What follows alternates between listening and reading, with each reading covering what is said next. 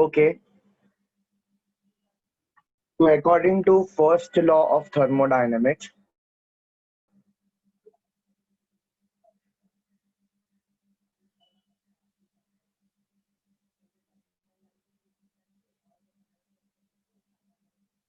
first law of thermodynamics के basis पे we have the formula कि energy can neither be created nor be destroyed.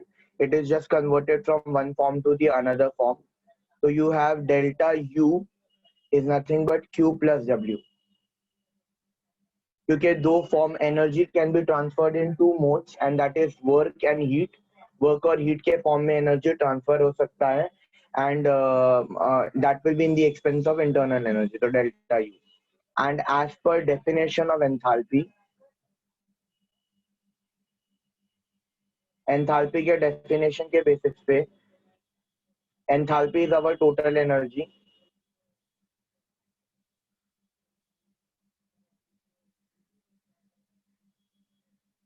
Enthalpy के definition के basis पे you have delta H is equal to delta U plus P delta V. This is obviously at isobaric conditions.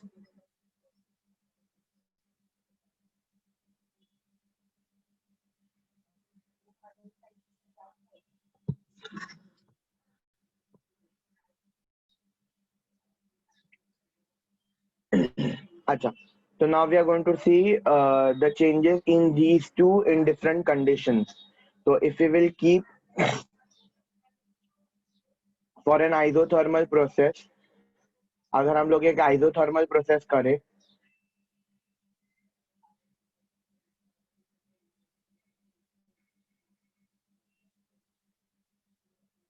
अगर हम isothermal process ले, तो isothermal process मतलब तुम्हारा क्या हो जाएगा? We have delta T, temperature changes, there is no temperature change, and also there is no internal energy का change. So delta U is also zero. So temperature change is zero, internal energy change is zero. So this equation will become 0 is equal to Q plus W. So therefore you have Q is equal to minus W or W is equal to minus Q. Now we know कि when Q is positive, इसका मतलब heat is absorbed. Heat is absorbed and work is done by the system. Work system काम कर रहा है, expansion हो रहा है, तो work is done by the system. System is doing the work. तो मतलब बेसिकली ये सिस्टम है, ये हीट एब्जॉर्ब कर रहा है और वो हीट एब्जॉर्ब करके एक्सपांड हो रहा है. तो that is what this suggest, क्योंकि इंटरनल एनर्जी कांस्टेंट है. अगर मैं तुमको बोलूं you have W is equal to minus Q, तो इसका मतलब work done on the system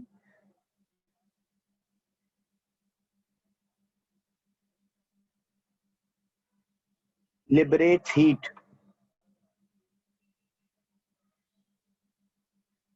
तो तुम्हारे पास में एक सिस्टम है, इसको मैं कॉम्प्रेस कर रहा हूँ, मतलब मैं इसको दबा रहा हूँ, तो मैं इसको दबाऊंगा तो यहाँ पे हीट जनरेट होगा and that heat will be thrown out of the system.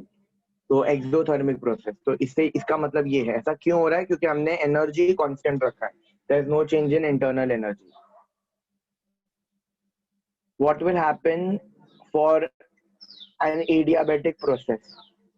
Adiabatic process में क्या हो जाएगा?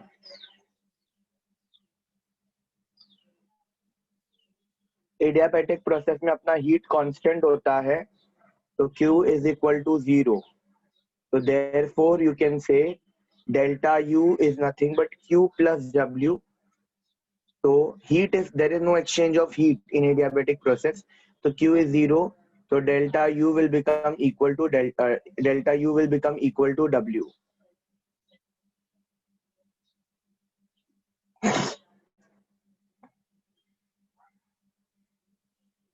Third, for isochoric conditions,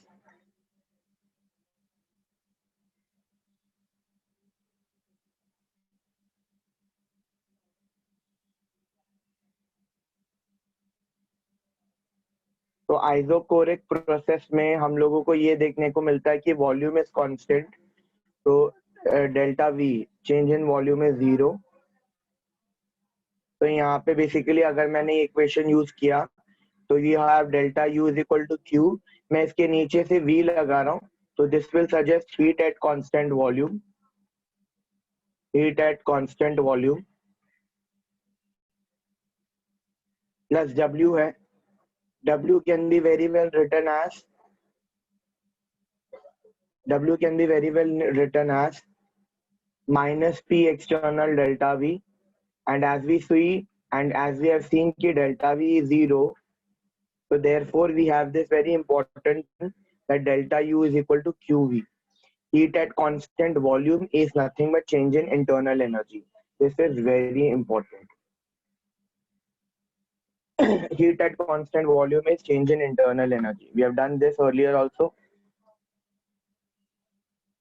अगर मैंने आइसोबारिक कंडीशन किया for isobaric process, isobaric process मतलब your pressure is constant, your delta P is 0, और I can say your external pressure is same as pressure of the gas क्योंकि pressure is constant. तो you have W is equal to, you have delta U is equal to Q plus W.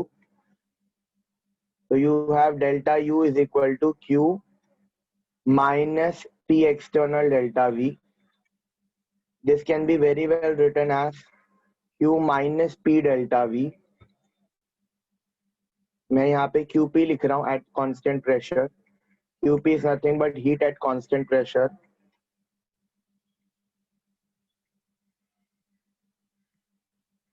So therefore, what do you have over here is QP is equal to delta U plus P delta V. But we know कि P delta U plus P delta V is nothing but delta H. So therefore, delta H becomes equal to QP. So this is pretty important, very important in fact. Heat at constant pressure is delta H and heat at constant volume is delta U.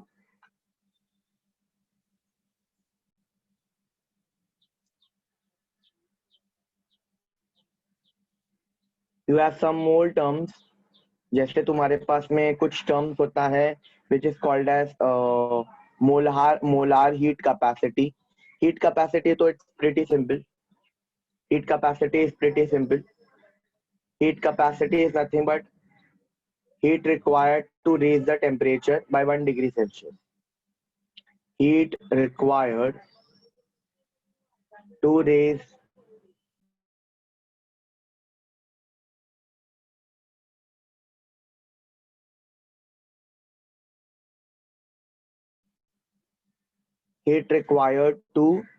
raise the temperature by 1 degree Celsius. So that is your heat capacity.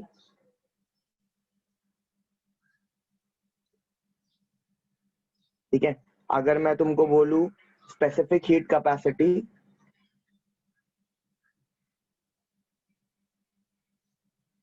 इसको हम बहुत सारे अलग अलग letter से represent करते हैं, कभी सिग्मा, कभी एस, तो यहाँ पे मैं एस ही लिख रहा हूँ.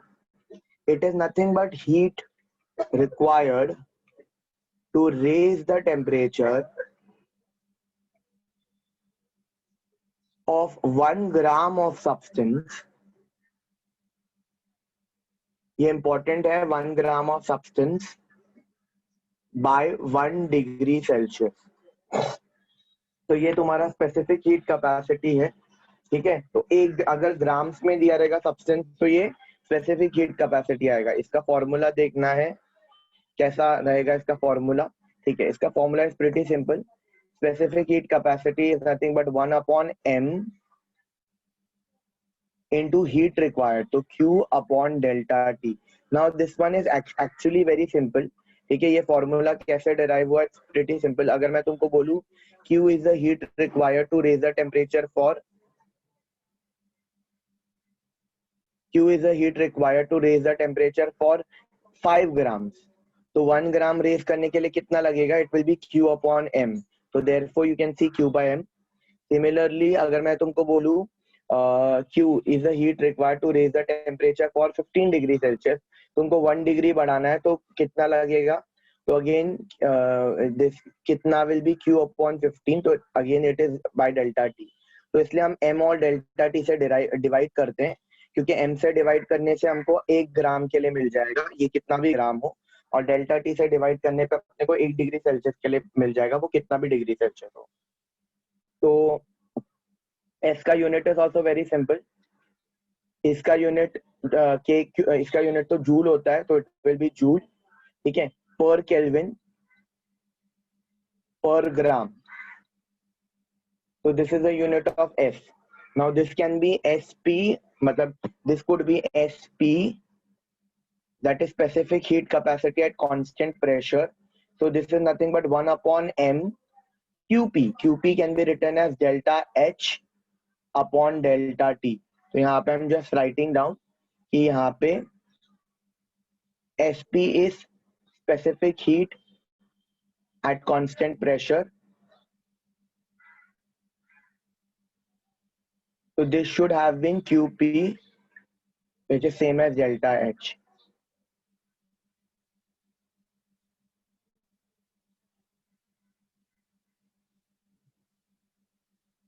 This is going to be SV upon 1 upon M.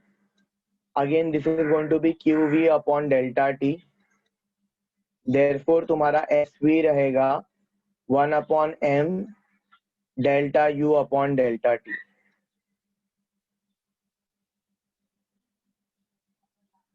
So see, you need to understand कि ये normal specific heat capacity है.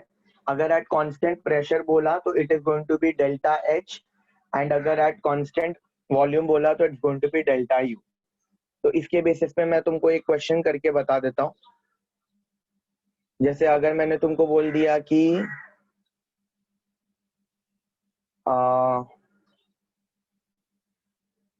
the latent heat of fusion and vaporization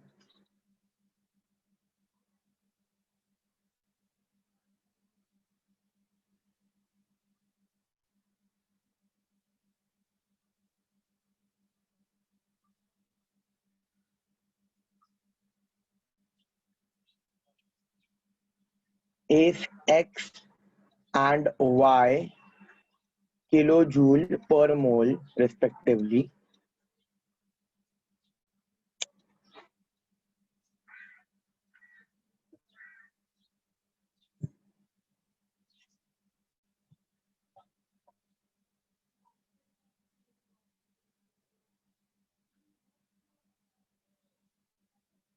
Specific heat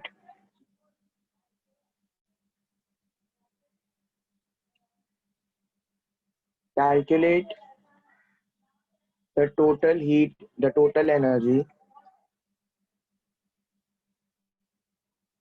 required to boil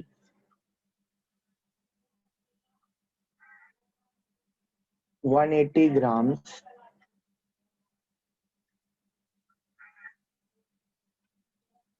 of water from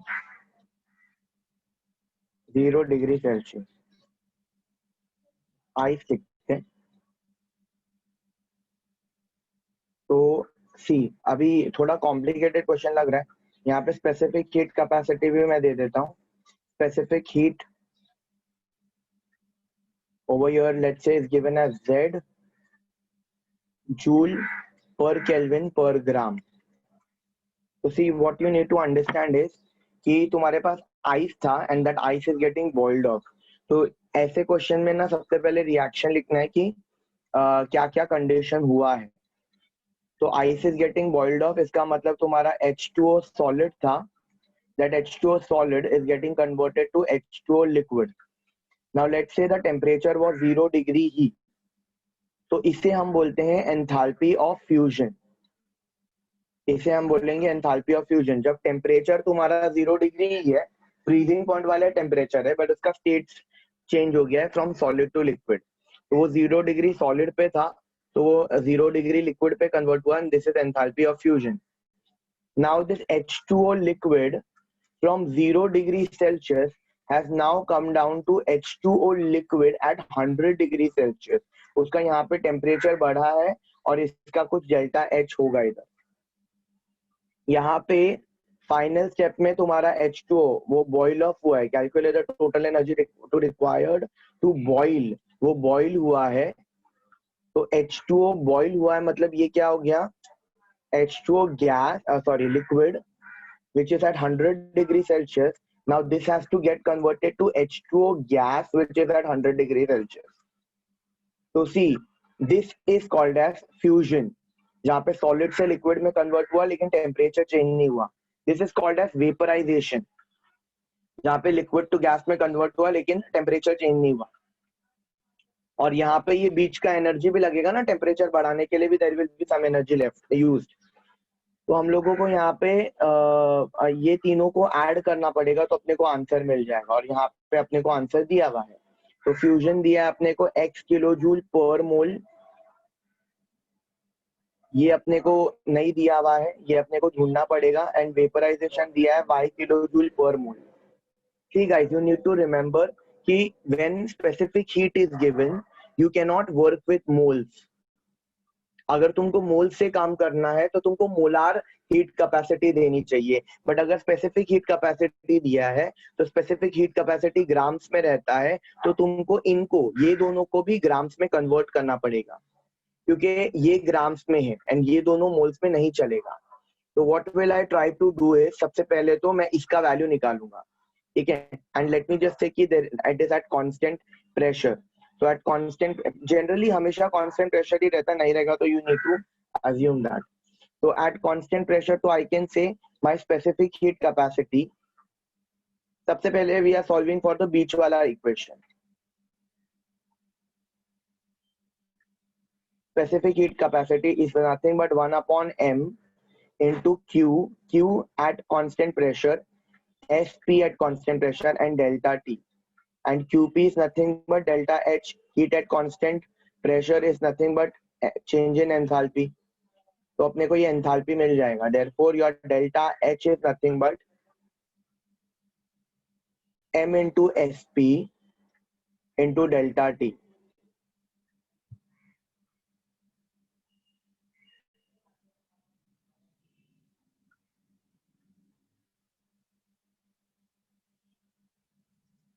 Therefore your delta H is nothing but 180 grams into SP is Z into delta T is, change कितना हुआ है, temperature 100 से 0 degree पे change हुआ है, तो उसको तुम केल्विन में भी लोगे तो भी चेंज 100 ही रहेगा।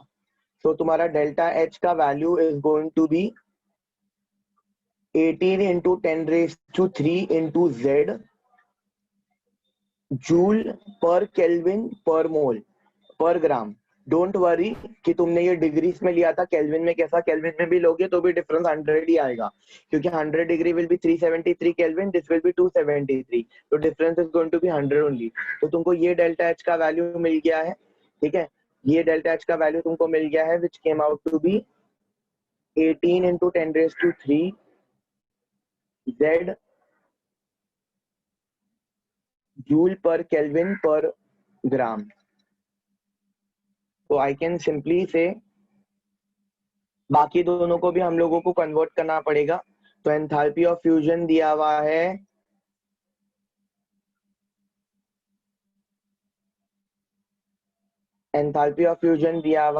x किलो जूल पर मोल। इसका मतलब for 18 grams of water, 1 mole मतलब 18 grams of water, delta H is going to be x kilo joule per x kilojoule. लेकिन अपने को फॉर 180 ग्राम के लिए चाहिए, तो देखो मैं कैसे उसको ग्राम्स में कन्वर्ट कर रहा हूँ। तो 180 ग्राम्स के लिए this is going to be 10 times of x। Similarly तुम्हारा वेपराइजेशन का वैल्यू क्या है, y किलो जूल पर मोल। So therefore I come to know कि for 18 grams of water, delta H is Y kilojoules. So for 180 grams of water, delta H is equal to 10 Y kilojoules.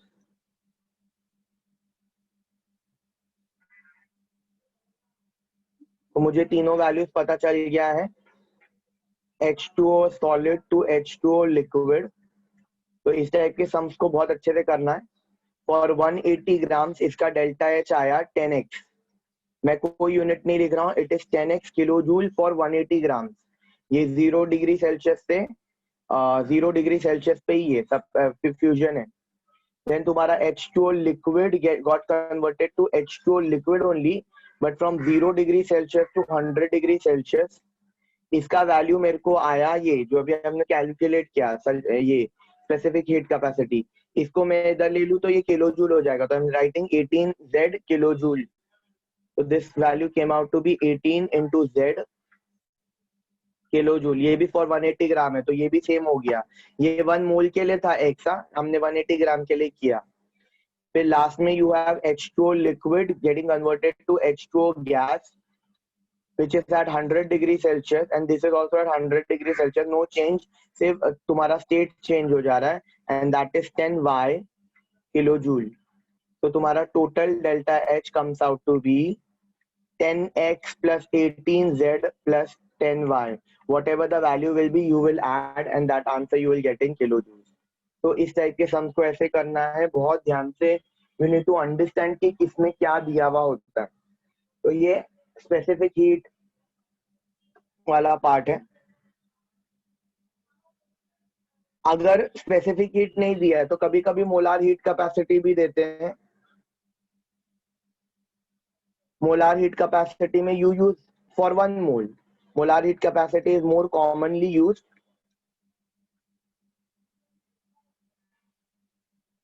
Molar heat capacity is much more common. इसको हम C से represent करते हैं। तो C is nothing but 1/n heat upon delta T. तो mass के बदले सिर्फ मोल्स आ जाएगा बस, that will be the only difference. The heat required to raise the temperature of 1 mole of a substance, so that will be the only difference. तो अगर मैं at constant pressure बोलूं, अगर मैं at constant pressure बोलूं,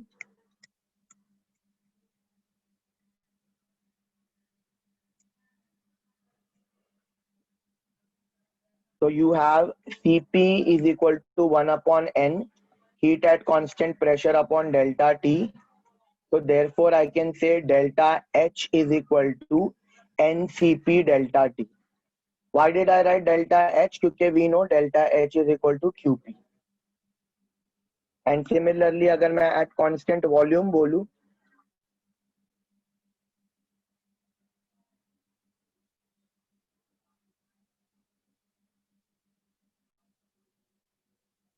so Cv is nothing but 1/n QV upon delta T. So therefore I can write delta U is equal to NCV delta T. ऐसा क्यों लिखा है मैंने? क्योंकि मुझे पता है heat at constant volume is delta U, change in internal energy. Yeah, that is it. So we can do a lot of stuff over here. We know enthalpy का definition as delta H is delta U plus P delta V. P delta V can be changed to delta nRT. मैं वापस से repeat कर रहा हूं कि delta T n R delta T भी लिख सकते हो और डेल्टा एन आर टी भी लिख सकते हैं। यहाँ पे I will write N R delta T, मतलब टेम्परेचर वॉल्यूम चेंज हुआ तो हम टेम्परेचर चेंज करें, मोल्स भी चेंज कर सकते हैं। इट इज अवर लुकआउट, हम क्या देख रहे हैं। जनरली अगर कभी भी केमिकल रिएक्शन होता है तो मोल्स चेंज होता है, अगर कोई नॉर्मल प्रोसेस है तो मोल सेम रहता है और टेम्परेचर चेंज होता है। तो अगर मैं इधर सब्स्टिट्यूट कर दूं तो this is going to be NCP delta T is equal to NCV delta T plus NR delta T. So delta T is going to get cancelled from everywhere. You're going to get Cp equal to Cv plus R. तो ये equation तुम लोग ने physics में भी देखा होगा Cp minus Cv is equal to R. Molar heat capacity में इतना ही हमें देखना है, इतना पार्ट है एनर्जेटिक्स का। इसके बाद हम लोग मेन पॉइंट पे आ जाते हैं, that is thermochemistry. Thermochemistry is extremely important, और थर्मोकेमिस्ट्री भी करने के लिए हम लोगों को पहले कुछ डेफिनेशंस वगैरह पता होने चाहिए। नाउ थर्मोकेमिस्ट्री के लिए यू नीड टू रिमेंबर कि बैलेंसिंग इज वेरी इंपॉर्टेंट, क्योंकि बैलेंसिंग सीधा सीधा मोल चेंजेस दे देता है अपने को। Balancing is very important, and substances should be in their standard state.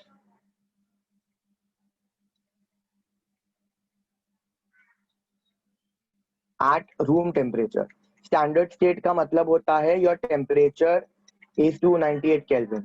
Now ये point जितना लेम लगता है बट उतना important है, क्योंकि it's extremely important. Now मैं तुमको रिलेशन पूछ रहा हूँ, जैसे लेट मी से कि I have given you a question for combustion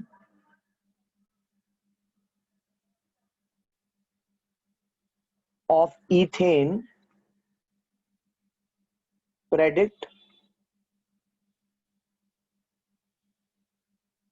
for combustion of ethane, predict the relation between change in enthalpy and change in internal energy. तो तुमको ऑप्शन ए दिया है delta H is same as delta U, option B दिया है delta H is greater than delta U, option C दिया है delta H is less than delta U, और D दिया है कैन नॉट प्रेडिक्ट। अब क्या करना है, as you can see it is a chemical reaction, ठीक है। तो अभी हम लोगों को डेल्टा एच और डेल्टा यू का रिलेशन निकालना है, मतलब अपने को इक्वेशन पता है is going to be delta H is equal to delta U plus P delta V, but it is a chemical reaction, और जब भी केमिकल रिएक्शन होगा पी डेल्टा वी को we can change as delta NRT. हमारी मर्जी है, हम delta NRT में भी चेंज कर सकते हैं और एनआर डेल्टा टी में भी चेंज कर सकते हैं। PV is equal to NRT, तो I can write PV P delta V is equal to delta NRT. ये ज्यादा हम केमिस्ट्री में यूज करते हैं। P delta V is equal to N R delta T, ये हम ज्यादा फिजिक्स में यूज करते हैं। तुमने देखा होगा ये स्पेसिफिक हीट कैपेसिटी में हमने N R delta T use किया था, ये फॉर्मूला हम फिजिक्स में यूज करते हैं। केमिकल रिएक्शन जब भी होगा तो वहां पे मोल्स चेंज होगा, मोल्स ऑफ प्रोडक्ट और मोल्स ऑफ रिएक्टेंट अलग अलग होगा, तो मोल्स चेंज होता है उधर। तो delta H is equal to delta U plus delta N R T, तो मैंने इसको चेंज कर दिया। अब यहाँ पे मैं सिर्फ इक्वेशन लिखूंगा और मुझे सिर्फ एन पता लगाना है, तो यहाँ पे मैं इक्वेशन लिख रहा हूँ। इथेन का कंबशन है, मतलब you have C2H6 gas plus O2 is giving you 2CO2 plus 3H2O, ठीक है। तो मैंने क्या बोला, balancing is very important. Now you will know balancing is why important. तो ये 4 हो गया, ठीक है, और ये 3 हो गया, तो 7, तो ये 7/2 आ जाएगा। Now this is gas, this is gas, this is gas, but room temperature पे है, वाटर लिक्विड होता है तो उसको लिक्विड लेना पड़ेगा। यहाँ पे स्टैंडर्ड स्टेट क्यों इंपॉर्टेंट है इतना, क्योंकि जो अपना डेल्टा एन है it's nothing but summation of number of moles of product minus number of moles of reactant. सिर्फ इतना ही नहीं, it's number of moles of gaseous product minus number of moles of gaseous reactant. So for this particular reaction, your delta n is going to be, ये 2 है, इसे 0 consider करना पड़ेगा क्योंकि वो लिक्विड स्टेट में है, माइनस रिएक्टेंट में you have this as 1 plus 7/2 is 3.5, so you have 2 minus 4.5, so it is minus 2.5, therefore your delta H becomes equal to delta U minus 2.5 R and T. So delta H is smaller than delta U. So delta U is greater than delta H. तो your answer is C. This is the reason it is very important to balance out the equations. It is extremely important. Apart from this basic that you need to balance out the equation and substances should be in their standard state at room temperature. ये दोनों basic के अलावा दो और चीजें तुमको पढ़ना है. पहला तो तुमने अभी अभी देखा, दैट इज स्टैंडर्ड एंथैल्पी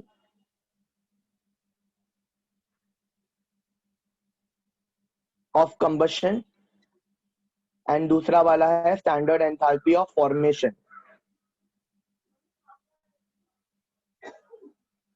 मैं एक ही कंपाउंड का दोनों भी निकालूंगा, स्टैंडर्ड एंथैल्पी ऑफ फॉर्मेशन. ये दोनों भी चीजें बहुत इंपॉर्टेंट है, ये बाय डेफिनेशन है and it is extremely important. तो by definition standard enthalpy of combustion का मतलब क्या होता है? एनर्जी accompanied when 1 mole, एक mole, this is extremely important, 1 mole of a substance is burnt completely.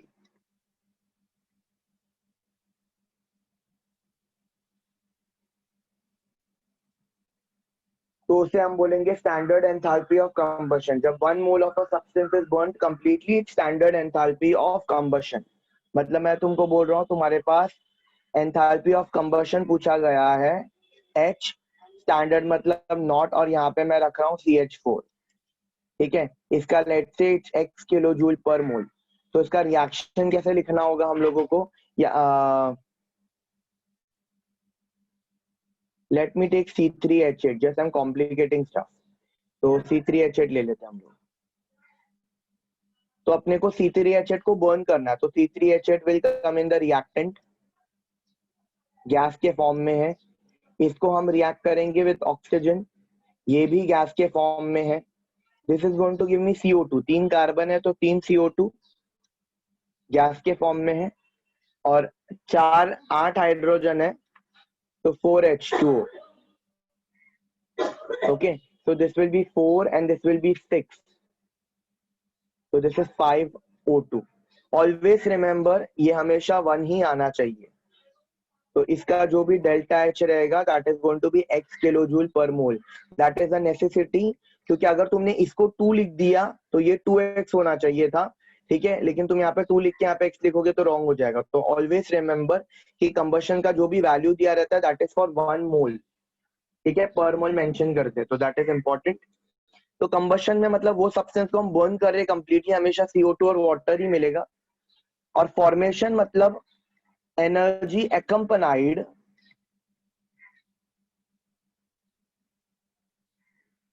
when 1 mole of a substance is formed from its constituent elements, obviously at standard state, formed from its constituent elements, मतलब वो अपने constituent element से बना in standard state. हाँ, in standard state. तो वापस अभी मैं एंथैल्पी ऑफ फॉर्मेशन पूछ रहा हूं ऑफ C3H8. तो इसका एंथैल्पी ऑफ फॉर्मेशन क्या होगा? This is extremely important. Let's से y किलो जूल पर मोल. तो यहाँ पे अभी इसे बनाना है तो ये प्रोडक्ट साइड में आ जाएगा. Now this is going to be there on product side, that is C3H8, and अभी ये स्टैंडर्ड स्टेट में मतलब गैस के फॉर्म में है. अभी it is form from carbon and hydrogen. तो यहाँ पे हम लोग लिख देंगे 3 कार्बन, क्योंकि कार्बन सिंगल एंटिटी के फॉर्म में होता है. और स्टैंडर्ड स्टेट मतलब हम लोग ने स्टैंडर्ड स्टेट में थर्मोडायनेमिकली ग्राफाइट को स्टेबल रखा है. अगर तुम इसके जगह पर डायमंड लिखोगे वो भी गलत है, ग्राफाइट ही होना चाहिए, ये बाय डेफिनेशन है. तो you need to write down graphite only, diamond भी गलत होगा. तो 3 कार्बन है, और हाइड्रोजन जनरली एट कंडीशंस में H2 के फॉर्म में होता है, गैस के फॉर्म में. तो मैं H2 के फॉर्म में लिख दूंगा और यहाँ पे 4 आ जाएगा. तो 3 carbon graphite plus 4H2 gas will give you C3H8. और इसका जो डेल्टा एच आएगा that will be enthalpy of formation, जो भी तुमको y किलोजूल पर मोल आया था।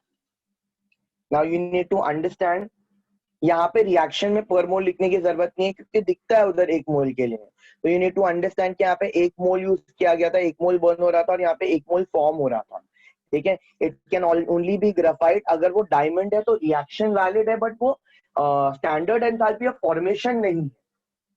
स्टैंडर्ड एंथैल्पी ऑफ फॉर्मेशन के लिए ग्राफाइट होना जरूरी है।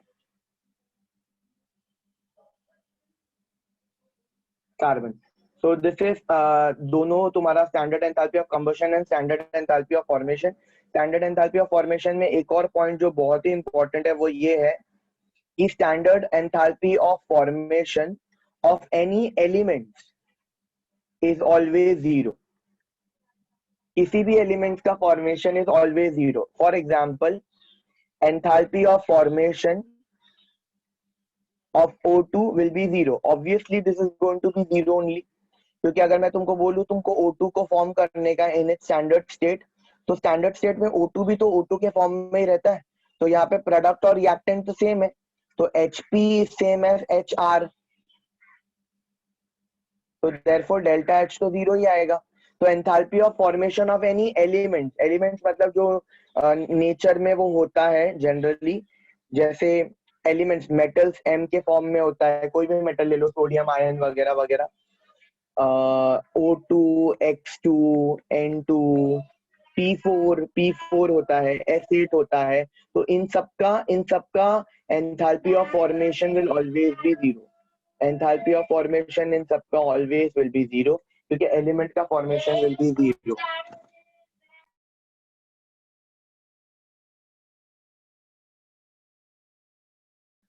अब थर्मोकेमिस्ट्री में हम लोग बेसिकली इन दो बेसिक्स के ऊपर 3 टाइप के सम्स करते हैं। सबसे इजी पार्ट होता है ये एंट्रेंस और बोर्ड्स में। ठीक है, we do 3 types of sums over here. तो पहला टाइप ऑफ सम्स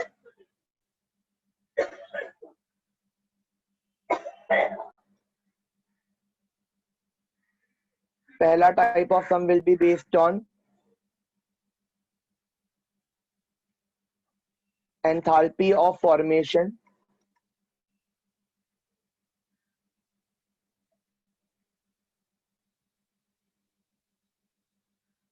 पहला टाइप का सम होगा एंथैल्पी ऑफ फॉर्मेशन के बेसिस के ऊपर। ठीक है, तो एंथैल्पी ऑफ फॉर्मेशन में बेसिकली कैसा होता है, let's say you have a reaction, जैसे यू हैव C6H6, ये बेंजीन है, इसको हमने रिएक्ट किया है ऑक्सीजन के साथ में, तो इट्स 15/2 O2। मेरे को बैलेंसिंग याद है, नहीं भी पता है तो ठीक है, तुम बैलेंस आउट कर सकते हो। तो ये O2 गैस है, this is going to give you 6CO2 gas, plus it is going to give you 3H2O liquid. So this is nothing but 12, 13, 14, 15, मतलब this is going to be 15/2 O2. This is going to give you 15/2 O2. तो enthalpy of formation का पहला type का सम है, मतलब इस reaction का delta H होगा कुछ तो, and according to the thing कि enthalpy of formation, according to the formula, enthalpy of formation will be nothing but summation enthalpy of formation of products minus summation enthalpy of formation of reactants.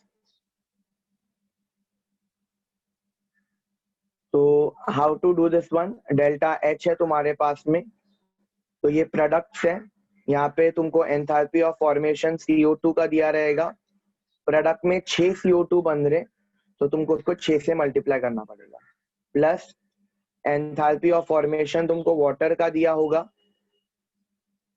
तुमको उसको 3 से multiply करना होगा, minus तुम्हारे पास में यहाँ पे enthalpy of formation of benzene है, plus this is going to be 15/2 enthalpy of formation of oxygen. तो देखो what have we done is formation, ये पहला टाइप का सम इज वेरी सिंपल, कोई भी रिएक्शन का enthalpy will be enthalpy of formation of its product minus enthalpy of formation of its reactant.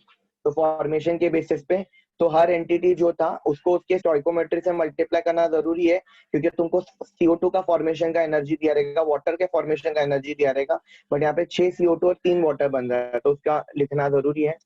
हालांकि enthalpy of formation of oxygen will be 0, तो always remember elements का formation will be 0।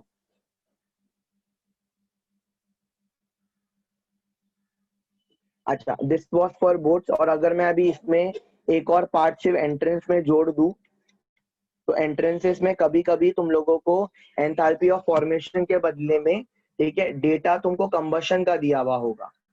मतलब तुमको enthalpy of combustion of CO2 दिया हुआ होगा, enthalpy of combustion of water दिया होगा, ठीक है। तो ये तुमको दिया रहेगा, ये एक्स वाई, तो और एंथैल्पी, हाँ, तुमको इन सब का एंथैल्पी ये दिया रहेगा। तो इसको कैसे करने का है, कोई भी रिएक्शन को अगर तुमको कंबशन के फॉर्म में लिखना है, तो कंबशन के फॉर्म में क्या आएगा, delta H will be equal to, ये क्या था, enthalpy of formation of product minus reactant, तो यहाँ पे आ जाएगा summation enthalpy of combustion of reactant minus enthalpy of combustion of product.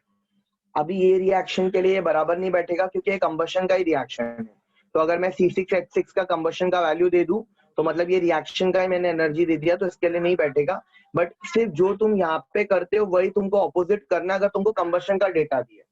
अगर तुमको फॉर्मेशन का डेटा दिया है तो तुम प्रोडक्ट माइनस रिएक्टेंट करते हो, और अगर तुमको कंबशन का डेटा दिया है तो तुम रिएक्टेंट माइनस प्रोडक्ट करते हो, ठीक है। तो ये पहला टाइप का सम है फॉर्मेशन का और एंथैल्पी का। ये सेकंड वाला पार्ट सिर्फ एंट्रेंसेस वगैरह वालों को यूज होएगा, जब वो लोग, तुम लोग सम में देखोगे तो ये फॉर्मेशन के सम्स एक्सट्रीमली सिंपल होते हैं गाइस। हम लोग ने इसके सम्स क्लासरूम में काफी ज्यादा किए भी हैं। जैसे let's say for example you have some equation A of A plus B of B gives you C of C। तुमको इस रिएक्शन, इसका डेल्टा H चाहिए, तुमको डेल्टा H चाहिए इसका, और तुमको मैंने enthalpy of formation, this is extremely simple, तुमको enthalpy of formation of A का दे रखा है कोई value, let's say X, enthalpy of formation of B का भी दे रखा है, let's say Y, and enthalpy of formation of C का भी दे रखा है, लेट्स से Z। तो तुम्हारा delta H is going to be extremely simple.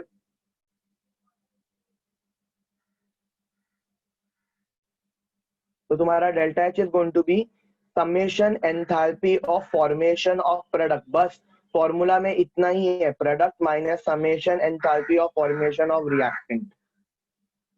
तो प्रोडक्ट माइनस रिएक्टेंट करना होता है तुमको, प्रोडक्ट में तुम्हारे पास C है, तो enthalpy of formation of C, but कितने टाइम से, C टाइम्स है, तो will multiply this by C times, minus you have A into enthalpy of formation of A plus B into enthalpy of formation of B। तो ये सब करने के बाद में तुम लोगों को एंथैल्पी का आंसर मिल जाएगा। तो तुमको वैल्यूज दिए हुए रहेंगे, रिएक्शन लिखना आना चाहिए, फॉर्मेशन और कंबशन का जो भी दिया हुआ रहेगा, and this sum become very simple. तो ये टाइप 1 का प्रॉब्लम था। तुम लोगों को सैटरडे और संडे को काफी ज्यादा टाइप 2 के सम दिख जाएंगे। टाइप 2 के sum was based on bond enthalpy.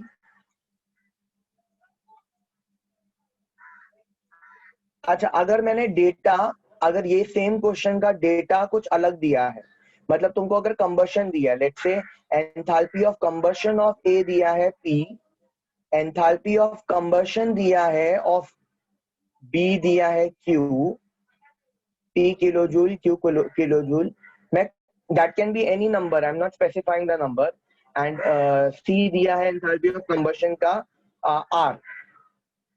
तो बेसिकली कंबशन के टाइम पे क्या हो जाएगा, it will be reactant minus product, so it will be enthalpy of combustion of A, enthalpy of combustion of A times plus B times enthalpy of combustion of B minus enthalpy C times enthalpy of combustion of C। तो याद रखना है ये बहुत अच्छी तरीके से कि किधर क्या यूज होगा। कंबशन अगर दिया हुआ रहेगा, तो कंबशन बोट्स में कभी नहीं दिया रहेगा, लेकिन अगर एंट्रेंसेस में कभी भी दिया तो याद रखना रिएक्टेंट माइनस प्रोडक्ट आएगा। बॉन्ड एंथैल्पी मतलब तुमको कभी कभी बॉन्ड की एनर्जी दे देते हैं, तुमको बॉन्ड की एनर्जी दी जाएगी और तुमको सम करना रहेगा। ये भी बहुत सिंपल है, इट इज वेरी सिंपल, तुमको सिर्फ फॉर्मूला याद रखना है, which is summation of enthalpy of reactant bond minus product bond. तुमको डेटा अलग अलग दिया रहेगा हर जगह, reactant bonds and product bonds, तो डेटा हर जगह अलग अलग देते हैं। ठीक है, तुमको डेटा पे काम करना पड़ेगा, reactant bonds minus product bonds. जैसे मैं एग्जांपल के तौर पे समझाता हूँ, let's say you have a reaction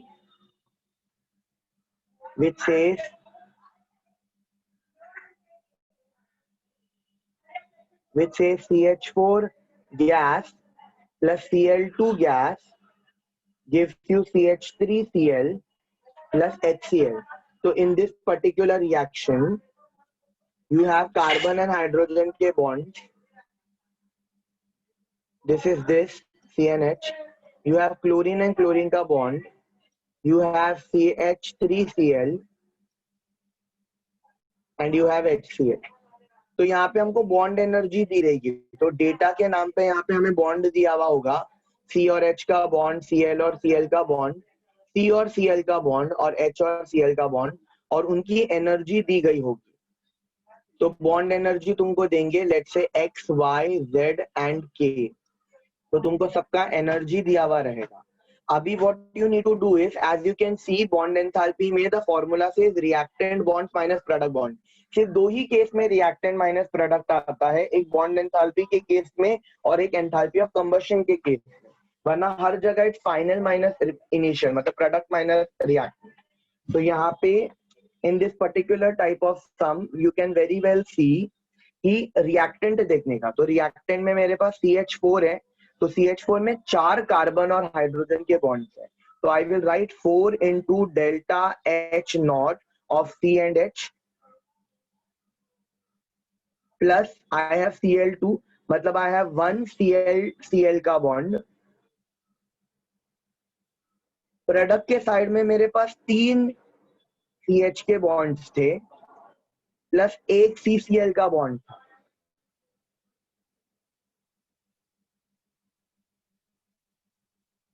you can C product के साइड में 3 CH के बॉन्ड्स थे, CH CH CH, एक CCl और एक HCl का बॉन्ड है, तो यहाँ पे मैं प्लस एक HCl लिख दूंगा। तो बस तुमको हर एक का बॉन्ड तो दिया हुआ ही है, ये 4 CH माइनस 3 CH ये कट जाएगा, you will be left with only 1 CH, so at the end of the day you will be left with only 1 CH, you are left with only with 1 Cl minus होएगा, you are left with only 1 CCl plus HCl। तो जैसे इन्होंने value दिए थे substitute करो, answer निकालो, तो x plus y minus z plus k, तो this will be your answer. तो इस तरीके से सम करते हैं, हमने देखा है काफी सम इसके ऊपर, काफी इंपॉर्टेंट है। अगर मैं तुमको बोलूं कि enthalpy of water bond break करने का, लेट्स से ये ऐसा दिया हुआ है, H2O breaks down to give you 2H and O, atomize हुआ है, मतलब मैंने सबको अलग अलग कर दिया, सारे बॉन्ड्स तोड़ दिए, ठीक है, और इसका मैं डेल्टा H तुमको दे रहा हूं, लेट्स से फॉर एग्जांपल 800, मैं अज्यूम करके चल रहा हूँ, हाँ 800 किलो जूल, और मैंने तुमको पूछा है what is the bond enthalpy of OH, what is the bond enthalpy of OH। तो how do you do this, how will you do this, it is extremely simple, तुम्हारा बहुत सिंपल है ये वाला पार्ट। इसको सॉल्व कैसे करना है, मैंने क्या बोला है तुमको, ये रिएक्शन है, H2O is atomizing to give you 2H and O, उसका delta H not is 800 kilo joule, तुमको OH का बॉन्ड एंथैल्पी निकालना है, तो मतलब बॉन्ड एंथैल्पी वाला सम हो गया, क्योंकि बॉन्ड एंथैल्पी मेंशन किया गया है, तो इट्स एक्सट्रीमली सिंपल। तो बॉन्ड एंथैल्पी का मेरे को पता है, it's nothing but delta H naught of reactant bonds minus delta H naught of product bonds.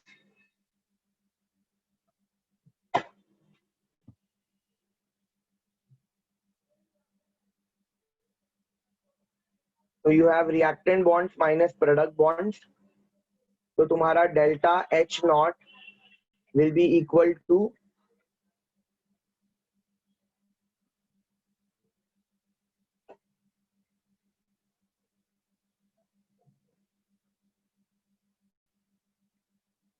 यहाँ पे रिएक्टेंट बॉन्ड्स मेरे पास में वाटर है ना, तो वाटर इज दिस, तो you have two OH bonds, तो you have 2 OH bonds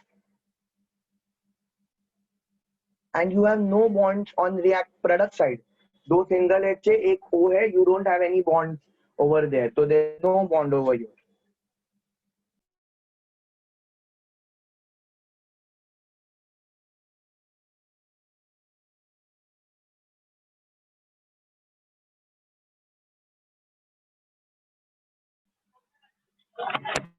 So there is no bonds on the product side. Reactant bonds में दो OH है, delta H naught हमें 800 दिया था, so this will be 2 times of bond enthalpy of OH. So I get bond enthalpy of OH as 400. So it's actually pretty simple to do. You just have to use a little bit of your brain. Thermochemistry का last type का problem and at least boards के point of view से last type का problem तुम्हारा Hess's law के basis पे आता है. Hess's law is extremely simple to do. काफी प्रैक्टिसिंग किया था हम लोग ने. यहाँ पे तुमको डेटा के नाम पे रिएक्शन दिया हुआ होगा और तुमको उसको सॉल्व करना पड़ेगा. ठीक है, तो I am not revising Hess's law. Hess's law basically तुम्हारे पास में 3 इक्वेशन दिए होंगे और 3 इक्वेशन को तुमको ऐड सबट्रैक्ट करके you have to get to the main reaction and then you will be solving it. तो यहाँ पे रिएक्शन दिया हुआ होगा. तो दिस इज एक्सट्रीमली सिंपल. तुम लोग इसको नोट से रेफर करना, इसके ऊपर काफी सम्स पूछे जाते हैं. जैसे अगर मैं तुमको एक सिंपल लैंग्वेज में अगर मैं बता दूं, एक एग्जांपल दे देता हूँ हेस्ट लॉ का. One example I will give you.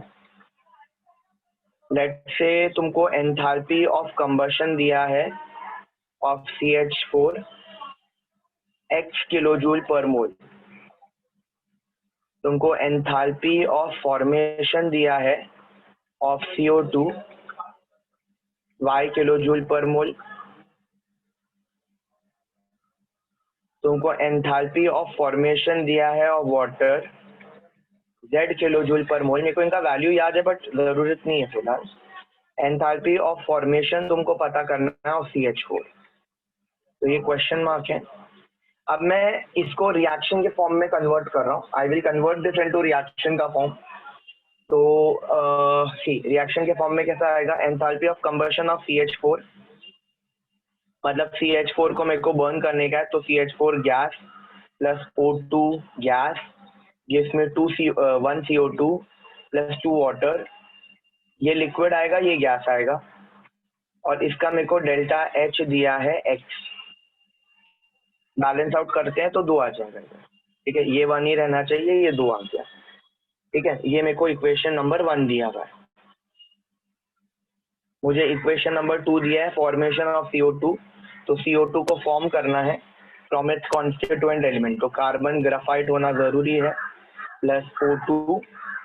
General case में O2 होता है, तो that and that is given as y kilojoule per mole. Third equation मेरे को दिया है वाटर का फॉर्मेशन. तो H2 लिक्विड होता है, इसको फॉर्म करना है तो H2 गैस, क्योंकि रूम टेम्परेचर पे हाइड्रोजन गैस होता है, ऑक्सीजन लिक्विड गैस होता है. हाफ लेंगे क्योंकि वो हाफ आएगा.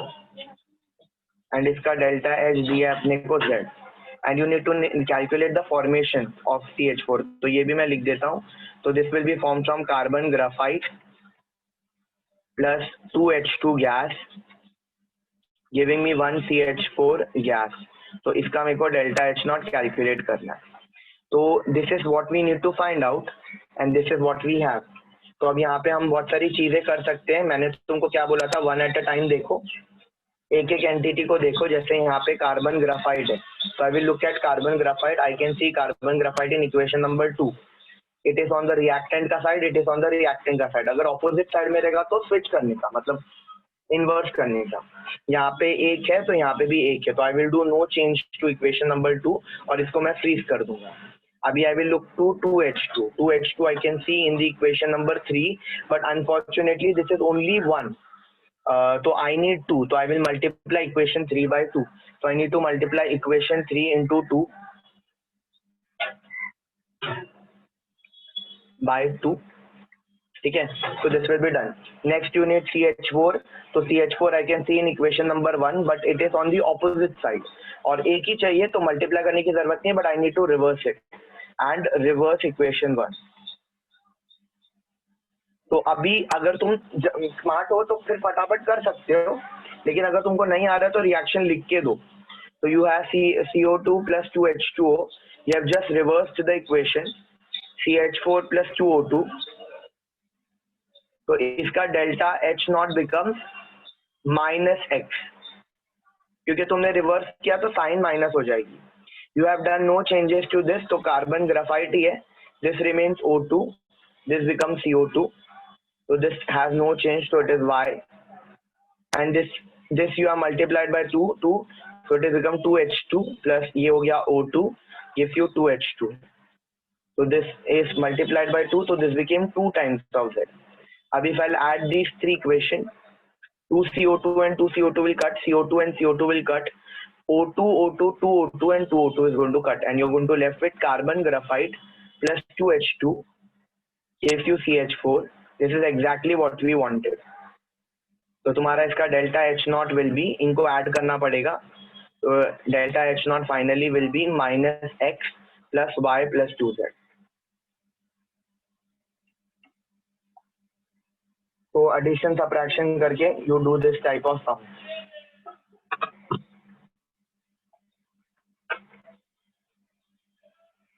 The last part in thermochemistry is basically a different names to the points, names to the reaction.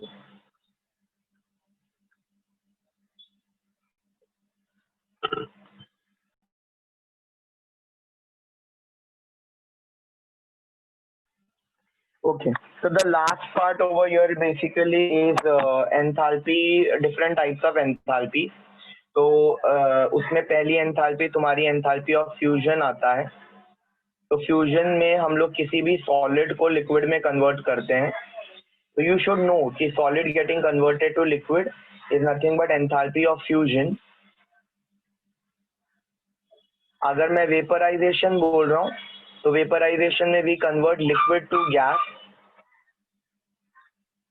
ये ज्यादा एंट्रेंस के पॉइंट ऑफ व्यू से इंपॉर्टेंट है. एंड अगर मैं सब्लिमेशन बोल रहा हूँ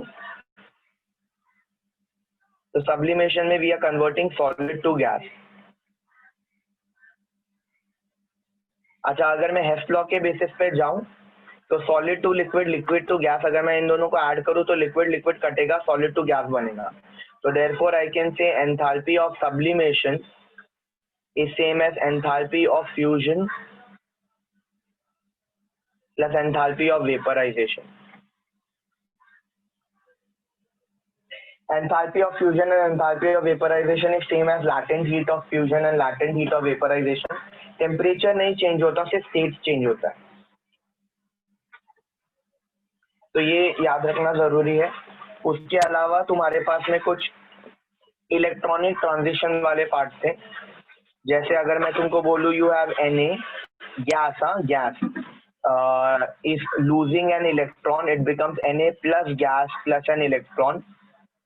इसे हम बोलते हैं आयोनाइजेशन एंथैल्पी. इसे हम क्या बोलते हैं? Ionization enthalpy. तो ionization enthalpy is the energy required to remove the most loosely bound electron from an isolated gaseous atom. Always remember कि this will be in gaseous state. अगर मैं तुमको बोल रहा हूँ कि you have a single isolated gaseous chlorine and it is gaining an electron and it is becoming Cl minus gas, तो this is electron gain enthalpy. So electron gain enthalpy is when an isolated gaseous atom gains an electron. Isolated important है क्योंकि Cl2 normally die में state में होता है. Isolated मतलब एक single atom. दूसरा you have Cl2, this breaking as 2 Cl atoms. ये एटमाइज हो रहा है, जैसे वाटर ब्रेक हो गया था into H and O. तो this is called as atomization या इसको डिसोसिएशन भी बोलते हैं. So O2 becomes O, H2 becomes 2H, Cl2 becomes 2Cl. This procedure is called as atomization. The important part over here is enthalpy of dissolution. ये भी बताया था मैंने पढ़ाते वक्त, लेकिन ये थोड़ा सा नया है and this is important that you need to understand what do you mean by enthalpy of dissolution. ये सब एंट्रेंस के पॉइंट ऑफ व्यू से ज्यादा इंपॉर्टेंट है. अब डिसोल्यूशन जब होता है when a solid is dissolved in liquid,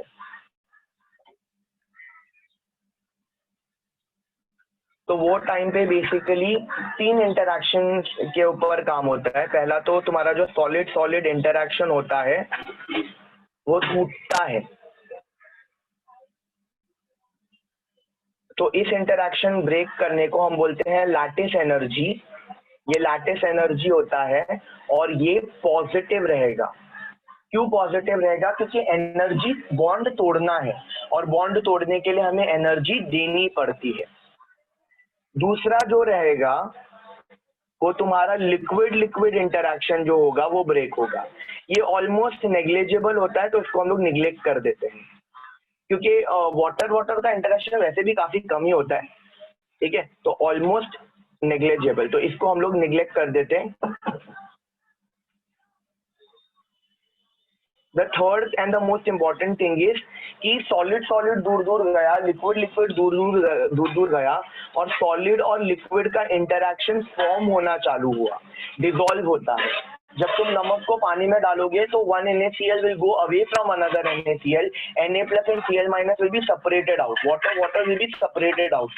Bonds break होंगे and then that Na plus will be interacted by different water molecules. तो वहाँ पे solid का और liquid का interaction बनेगा. तो solid और liquid interaction occur. तो इसको हम बोलते हैं dissolution.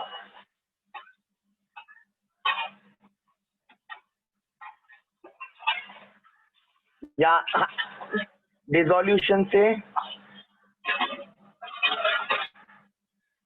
डिसोल्यूशन या hydration. Hydration will be much better.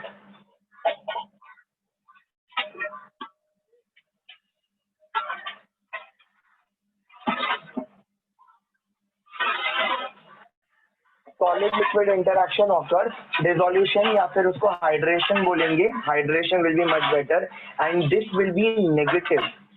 Why this is going to be negative? क्योंकि bond is getting formed. So whenever bond is getting formed, तो तभी energy is released. तो तुम्हारा enthalpy of dissolution या enthalpy of solution, कुछ भी बोल लो, is nothing but lattice energy plus hydration energy. तो ये समझना जरूरी है. You have to do accordingly.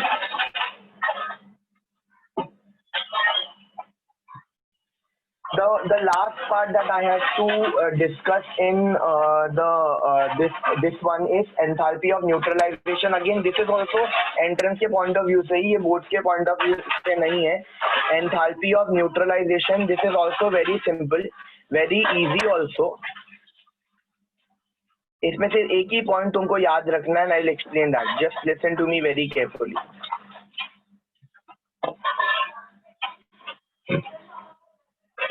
अच्छा, enthalpy of neutralization as the name suggest you can understand कि जब 1 mole of acid reacts with 1 mole of base, तो जो रिएक्ट करने के बाद में the energy will be release is called as enthalpy of neutralization. To avoid any type of confusion, let me just say when 1 mole of H plus reacts with 1 mole of OH minus, क्योंकि तुम generally confuse हो जाओगे ना कि अगर मैंने 1 मोल HCl दिया तो उसमें 1 ही मोल H प्लस है, लेकिन अगर मैंने 1 मोल H2SO4 दिया तो फिर 2 मोल H प्लस है. तो let me just make it very very clear कि when 1 mole of H plus reacts with 1 mole of OH minus, वो टाइम पे जो energy release then that is enthalpy of neutralization. And the thing is कि enthalpy of neutralization is constant. Always the enthalpy of neutralization is minus 57.6 kilojoule per mole. Guys, एक बार इसको check कर लेना. I am not very confident. मैं इतना sure नहीं हूँ values को, वो वैल्यू को लेके एक बार चेक कर लेना तुम लोग. ठीक है, but it is always constant. Why it is always constant? See, let's say for example, you are reacting HCl with NaOH. So this turns out to give you NaCl and water. अभी I know in beaker you have H plus and Cl minus क्योंकि वो strong है. तुम्हारे पास beaker में Na plus and OH minus है क्योंकि वो भी स्ट्रॉन्ग है, और Na plus and Cl minus salt है तो वो तो स्ट्रॉन्ग है ही. तो this is getting cancelled out and you are left with only H plus OH minus to give you water. So H plus and OH minus will come together, will form water, and that many energy is released, minus 57.6. Now if I change my acid to HNO3, NaOH, giving me, chalo, I'll not write NaOH, I'll write KOH this time. So this is KNO3 and water.